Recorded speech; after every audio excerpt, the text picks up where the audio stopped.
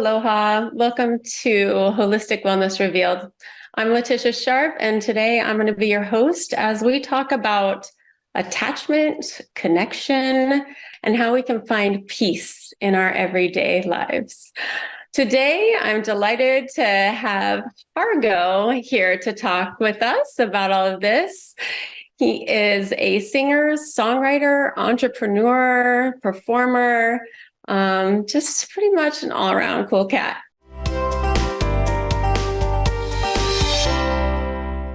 Thank you so much for having me. It's awesome to be here, and I'm honored. Thank you. Thanks so much for taking the time. So, Hargo, I wanted to ask, first of all, what do you feel about the definition of what detachment is, loving detachment? Some people may not know. It might be their first time hearing that phrase. So what does that mean to you? I mean, it's an interesting question because detachment to me has like a kind of a cold connotation. It's like holding something at arm's length. And that's fine too. There's, I think, situations where we have to do that, but I think it can be done like you're asking about loving detachment. It can be done with love. It can be done with presence, where we're not cutting ourselves off from an experience. We're having a healthy experience with a boundary or some space, so that's kind of how I look at it. Yeah, I think that brings up a really good point, because a lot of times people are like, oh, you're so detached from your feelings, or you're so detached from your emotions, or you're detached in a classroom even, or in a relationship. And so people they give it a negative connotation. But really, when we're attached to something, it takes a lot of effort, doesn't it? It does. Yeah, absolutely. I mean, we're pinning our like expectations on something, or we're, maybe have ulterior motives we don't even know that we have. It's attachment can get very sticky. It's like you're attached, right? You're in it. And that, that enmeshment can be a little bit of a dicey space. So, yeah. And as I was thinking about what we were going to discuss when we were having this conversation, I was trying to decipher, okay, so attachment and connection, and even just saying those two words, like they just feel different. Yeah, I agree. Complete. They are different, I think, I mean, I'm curious to hear your opinion on what each one of those things means, and because they are different, right? They're very different. Even like you said, even saying it, just the association and the frequency of connection with somebody or something versus attachment, they're not the same. Right. So like one feels sticky, right? And feels like, oh, maybe it takes a lot of work to keep on being attached more and more. And the other one feels, to me, when I feel into connection, I feel like that's eternal. That's energy. That's something that isn't going to go away. Once you have a connection with someone or with an experience, even if it's with nature or with yourself, with a realization, that doesn't go away. You own that for the rest of your existence. That's in your essence. That's part of your essential makeup from that day forward. Whereas attachment is sticky. I don't know. Do you have anything to add to Yeah, that? no, I agree with that. It's not only that, I think also to me, connection kind of implies like a certain level of intention. It's like when we connect with something, we are, we're consciously making a choice to connect with something. It's kind of rare that you really connect with something and you don't want to, it's kind of, even though it may come out of nowhere, it might surprise you, but still there's an element of choice and like, oh wow, like I'm feeling this and I want to keep feeling this and explore it, whatever that is. And like you said, it becomes part of you in a positive way. Versus attachment. Yeah, attachment, it's sticky. I don't know. It's the best word I can think of. It just is. And in every sense, so connection is what, to me, is what it's about. I'm all about connection. Yeah, I think that that's a really good distinction between the two of them, because then if you had, I mean, I guess you could have loving disconnection, right? Is that what You people do when could they uncouple? consciously uncoupling. That's like a new thing. Oh my God. Yeah.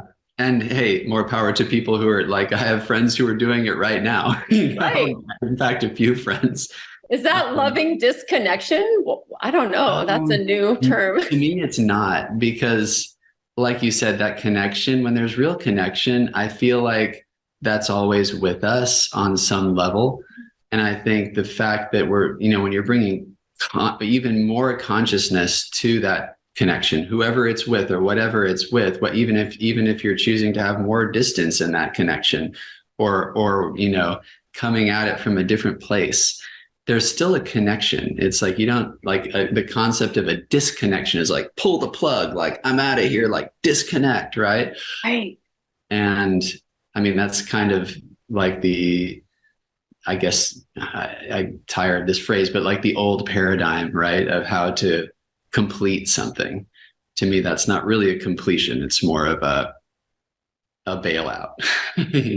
Yeah. No, that's a great point, because it's true. Like, and people say that all the time, like, oh, I can't just stop loving somebody once I've loved them, Right. because that's forever. And you can't. And I think that might be where some people get into trouble. That's where they're not being able to find the balance within what's going on inside of them and what the experiences are outside, is because it doesn't match. You can't love somebody and then suddenly be out of love with them. Just not love them anymore. Right. You're always going to love them, just in a new way, maybe with distance to the connection. That's a great way to put it. I love that.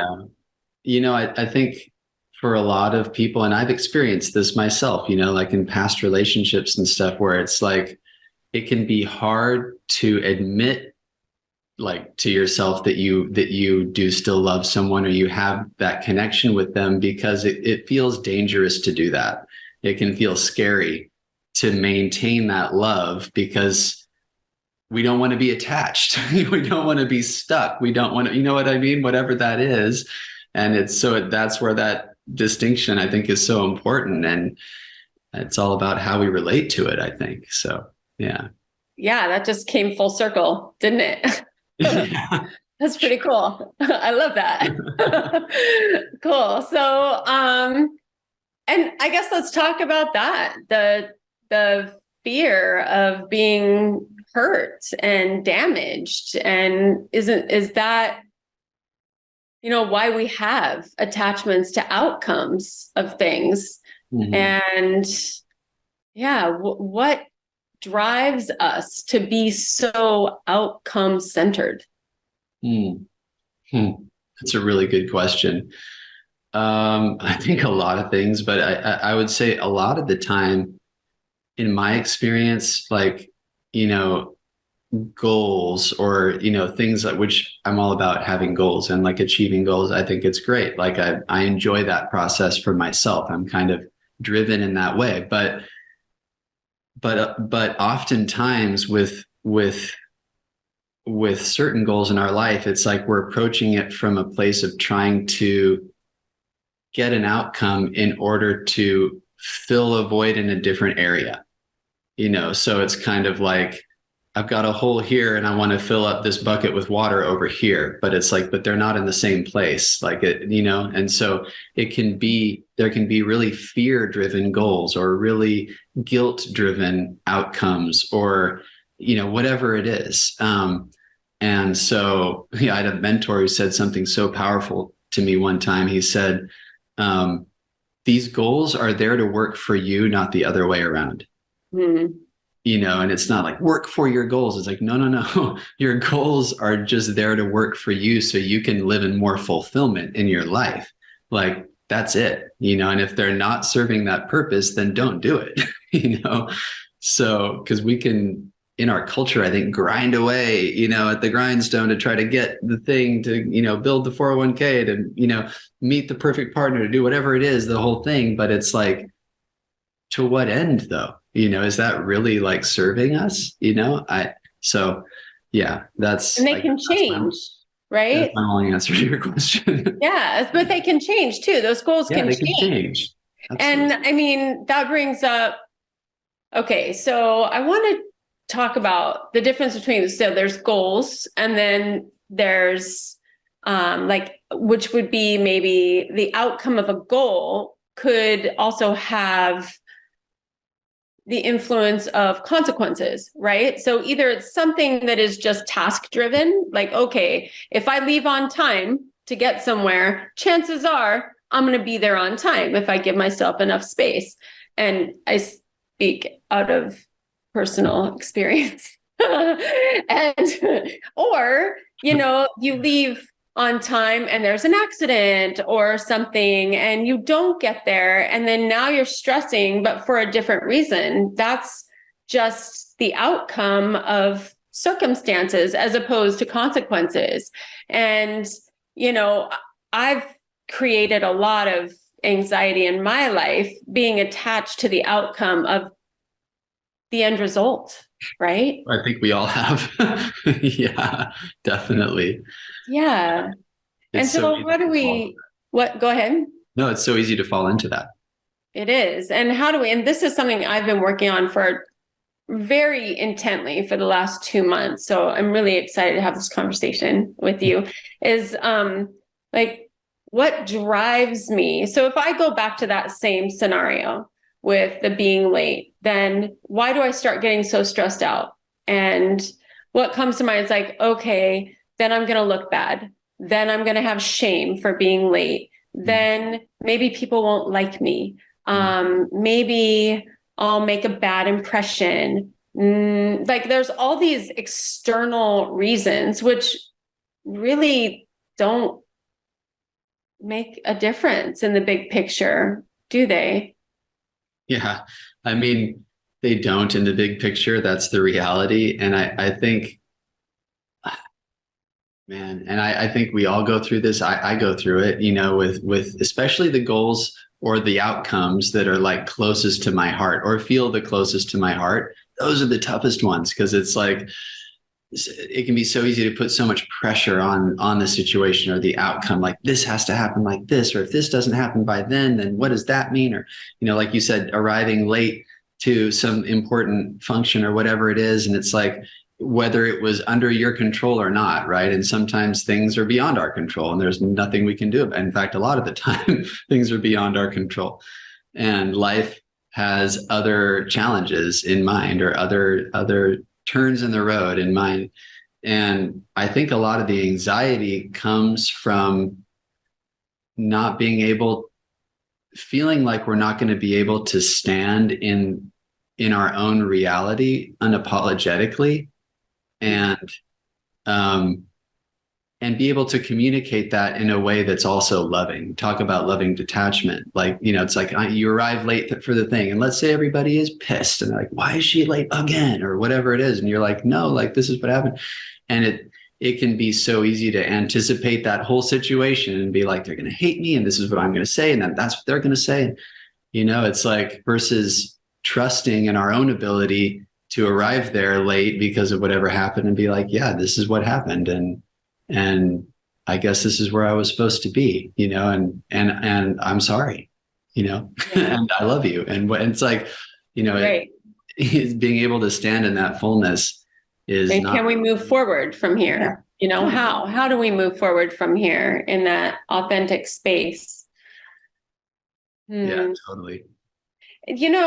You mentioned something, and I think this is a huge component of feeling that stress and anxiety and all the things around being attached to outcomes is control, right? Because isn't that really what it's all about? Is letting go, surrendering to control, because who really has control over anything, right? Even when you think you're trying to control things. It's not us. Right. And I mean, one thing that we talked about was, those are little everyday situations, but what about the big situations? Like before I had my daughter, which was 15 years ago, I said, oh yeah, I've got this loving detachment thing down. And I was so proud of myself because I'd been working on it. I was being able to like go through life a little more freely and without as much anxiety and stress, which really is not even an honest truth, because I was still stressed. I was still trying to control everything in my life. And then my daughter was born and I even got worse. I thought that I was dealing with all my control issues, but I got worse. Then I was like, oh, I have to keep her safe and I have to this and all of the things. And it wasn't until something really huge happened, and she is my best teacher so far in this life, is that I had to let go of control. And I'm finally starting to find some kind of peace.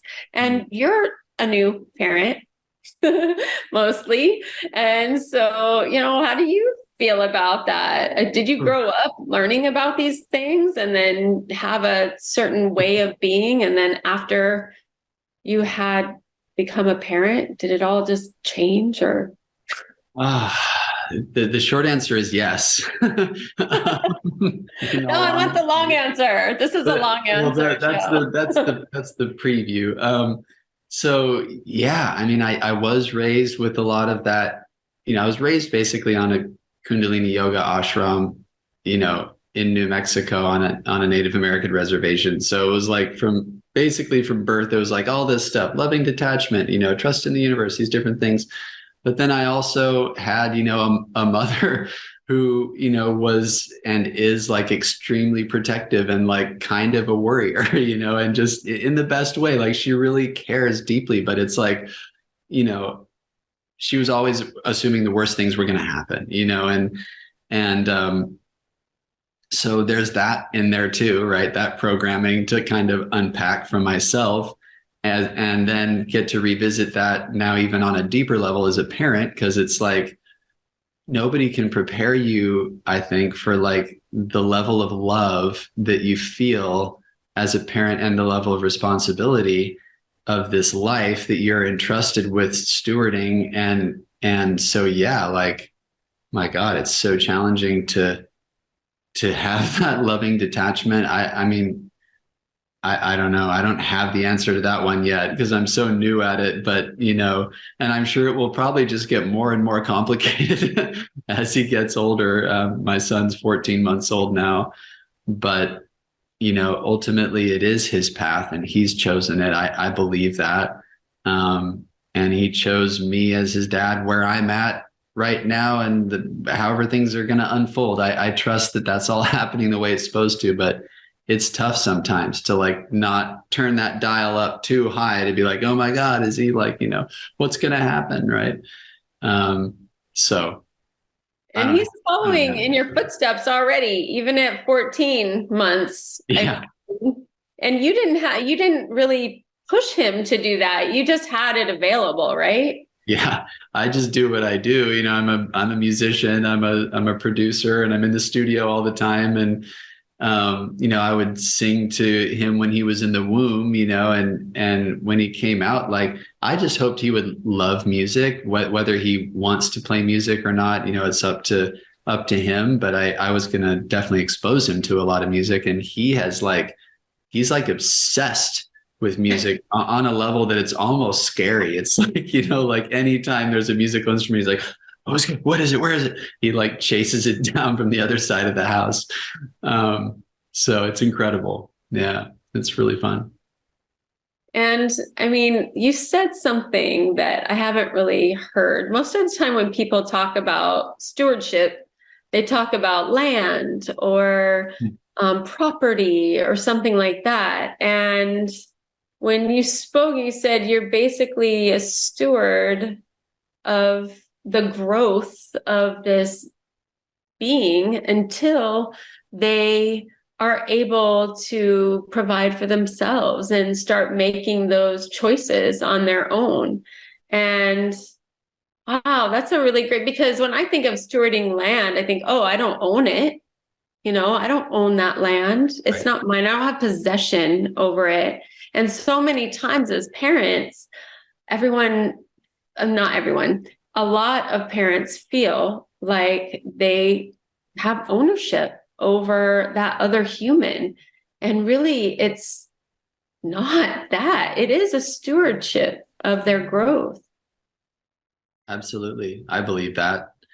I saw this really powerful teacher speak at this cultural festival called Aniwa, and it's a gathering of tribal elders from all over the world. And this man, Banky, spoke, and he's a medicine man from Brazil. And he had his son there next to him, and he's this well-known, master teacher, and his son's there. And he said, I'm passing it on to my son. Yes, he's my son, but actually he's also my brother. And the way he said that was so powerful. I was like, his brother, like they're here. It's not this, he's my son. He's going to follow in my footsteps and do what I tell him. It's like, no, like, he's like, if he wants it, it's here. I'm going to teach him what I can, but he's my brother. We're on this earth together. Like, he has his own destiny. And I relate to that so deeply. And that's how I'm doing it. Yeah, you're definitely ahead of the game from where I was. I had to learn the hard way. I realized that. I'm sure I'll have lots of hard things to learn in the years. Give me a call. I'll remind you. What do I do, Tish? Oh, yeah. I mean, I think it was what really got me was when I realized that me trying to control the outcome of things and being so attached to whether she got hurt or whether she felt bad or whether she was able to have certain opportunities or not, instead of that furthering her path and her availability for so many successes, it actually damaged her. And it was a hindrance to her growth. And until it was staring at me in the face, I wasn't able to change it. And I'm so great. And she's my teacher, and I love that. She's my sister. Right. There you go. Maybe I'll wait a little while to tell her that, though, because she's 15. Yeah. I mean, there's probably an age range where that becomes the right time. Yeah. So how though? Let's talk about that really quick before we sign off. How do we do that? How do we let go of our expectations of the outcomes of things and that stickiness? I mean, the word that comes to my mind is faith. And it's interesting that's coming up, because that's probably the area of my spiritual practice that is the weakest. Oddly enough, I was raised with all this stuff from kind of day one, and yoga and mindfulness and all these things, and that's great. But faith is a different thing. Faith is really just on the purest level, just trust that everything is as it's supposed to be, and that we're being held, and we are not alone in that process. And I think the same goes for everything in our lives, right? It's like being able to surrender an outcome or surrender control over an outcome or what we feel like is our control, surrendering all of it, is not an easy thing to do sometimes, but I think it's, one of the ways to get out of that loop, that loop of control and fear and shame or whatever that whole thing can be, is faith, because it's much bigger than all of that, and so that's the word that comes to my mind. And I'm continuing that understanding for myself and exploring it within myself. But I think oftentimes it's giving ourselves permission, I think, to lean into that and to trust in it, you know. Yeah. So much of And the it programming, goes I think, is to separate us from that. And sometimes we have to give ourselves that permission. right. And separation is the opposite of connection, Mhm. right? And Yep. that connection is all about the energy. The energy doesn't go away, even if, somebody moves on to Mhm. another way of being physically in their essence. Um, that connection, that energy is still there. Energy doesn't disappear.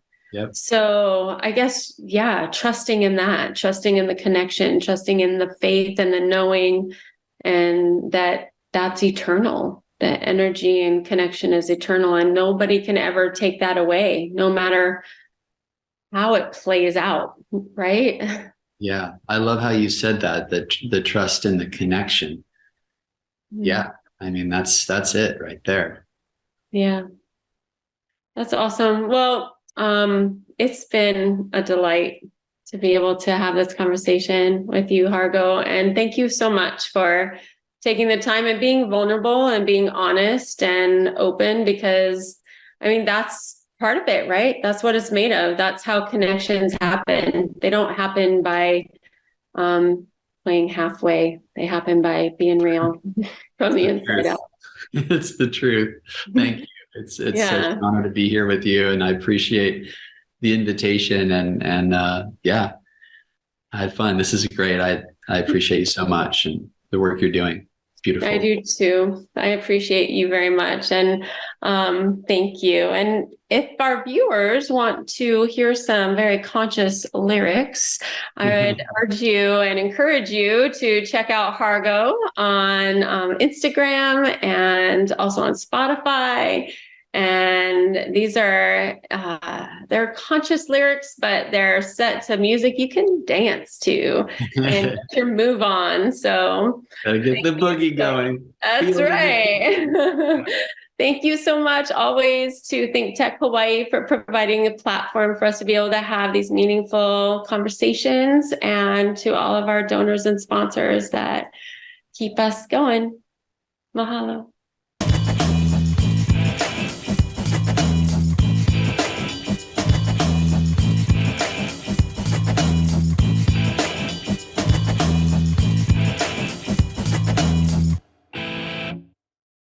Thank you so much for watching ThinkTech Hawaii. If you like what we do, please like us and click the subscribe button on YouTube and the follow button on Vimeo. You can also follow us on Facebook, Instagram, and LinkedIn, and donate to us at thinktechhawaii.com. Mahalo.